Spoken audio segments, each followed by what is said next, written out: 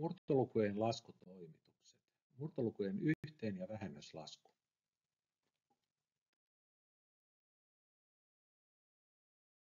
Murtolukujen yhteen- ja vähennyslaskussa lavennetaan murtoluvut tarvittaessa samannimisiksi. Jos ne on jo samannimisiä, niin lavennusta ei tarvitse tehdä. Lasketaan osoittajat yhteen, tai jos kyseessä on vähennyslasku, vähennetään osoittajat toisistaan.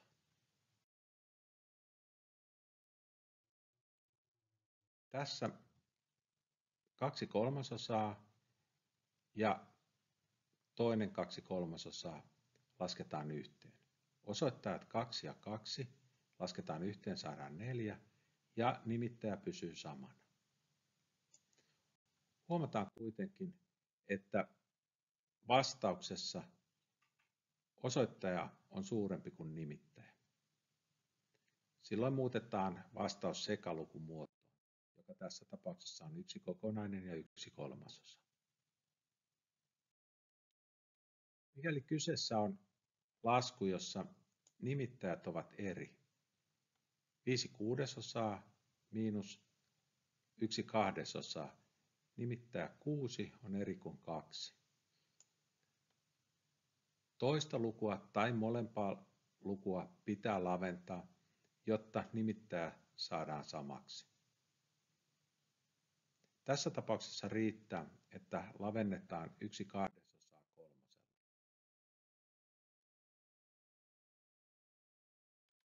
Uusi lasku on 5/6 miinus ja kolmosella lavennettu 1/2, jolloin kolmosella kerrotaan 1, saadaan 3 ja kolmosella kerrotaan 2, saadaan 6. Nyt osoittajat vähennetään toisistaan ja nimittäjä pysyy samana. 5 miinus 3 on 2 ja 6 pysyy nimittäjänä. 2/6 voidaan kuitenkin supistaa ja kun supistetaan 2, saadaan lopullinen vastaus 1/3. Murtolukujen kertolasku on periaatteessa helpompi kuin yhteenlasku, koska siinä ei koskaan tarvitse laventaa. 2/3 kerrotaan 4/5.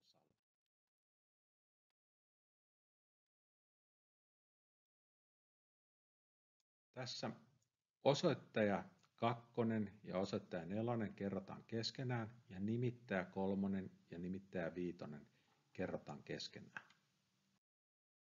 Saadaan 2 kertaa 4 8 ja 3 kertaa 5 15. 8/15. Muista, että älä koskaan lavenna, silloin kertolaskuista tulee paljon hankalampia ja joudut supistamaan joka tapauksessa sen jälkeen, kun olet saanut vastauksen. Laskusta tulee paljon vaativampi ja vaikeampi laskea, virheen mahdollisuus kasvaa. Älä siis koskaan lavenna. Supista heti alkuun laskussa, jos voit. Esimerkiksi 3/8 ja 4/15. 3/8 ja 4/15. Supistaminen kertolaskussa tapahtuu siten, että jokin nimittäjistä supistetaan jonkun osoittajan kanssa. Nimittäjä 8 supistetaan osoittaja 4 kanssa. 4:een 4 menee kerran ja 8:ikoon 4 menee 2 kertaa. Supistettavat luvut eivät tarvitse olla suoraan allekkain. Riittää, että toinen on vain osoittajapuolella ja toinen on nimittäjäpuolella. Kahta osoittajaa ei voi supistaa keskenään tai kahta nimittäjää ei voi supistaa keskenään. Seuraavaksi supistamme kolmosella osoittajan 3 ja nimittäjä 15. Kolmoseen 3 menee kerran ja 15 5 kertaa. Otetaan toinen esimerkki. 4/7 kertaa 1/2. Huomaamme, että osoitteessa oleva 4 ja nimittäjässä oleva 2 voidaan supistaa. 2 menee 2 kerran ja 2 menee 4 2 kertaa. Nyt saadaan uudet laskut. Ensimmäisestä laskusta saadaan 1/2 kertaa 1/5. Ja toisesta laskusta saadaan 2/7 kertaa 1/1.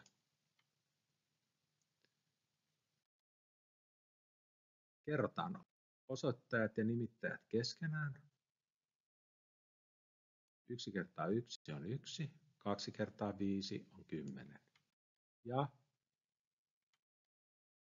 2 kertaa 1 on 2, 7 kertaa 1 on 7.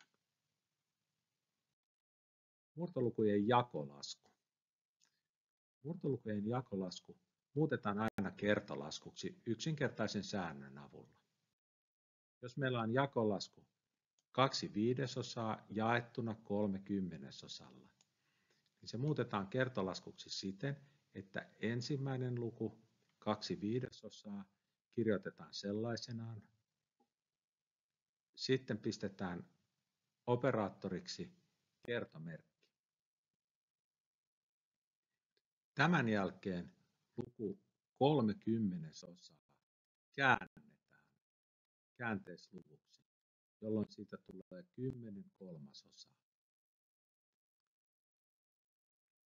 Nyt jatketaan normaalina kertolaskuna. Ensimmäiseksi katsotaan, voidaanko supistaa, ja huomataan, että nimittäjässä oleva 5 supistuu osoittajassa olevan 10 kanssa.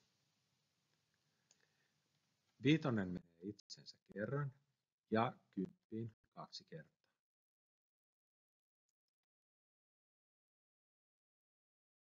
Uusi lasku on 2/1 kertaa 2/3. Nyt osoittajat 2 ja 2 kerrotaan keskenään.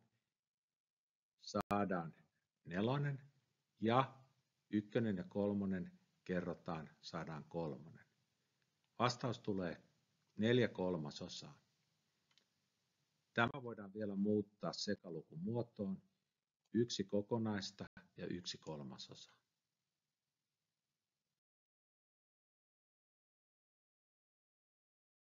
Murtolukujen laskut menevät siten, että muutetaan ensin sekalukut murtolukumuotoon.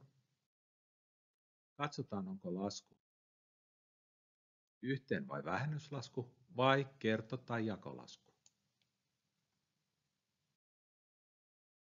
Yhteen- ja vähennyslaskussa lavennetaan samannimisiksi, lasketaan osoittajat yhteen tai vähennetään, jos kyseessä on vähennyslasku. Kerto- ja jakolaskussa jakolasku muutetaan kertolaskuksi, vaihdetaan jakomerkki kertomerkiksi, jälkimmäinen tekijä eli jakaja muutetaan käänteisluvuksi.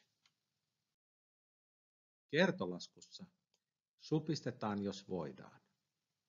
Ja nyt kun jakolaskusta on tehty kertolasku, niin samalla tavalla kertolaskussa supistetaan, jos voidaan. Kerrotaan osoittajat ja nimittäjät keskenään.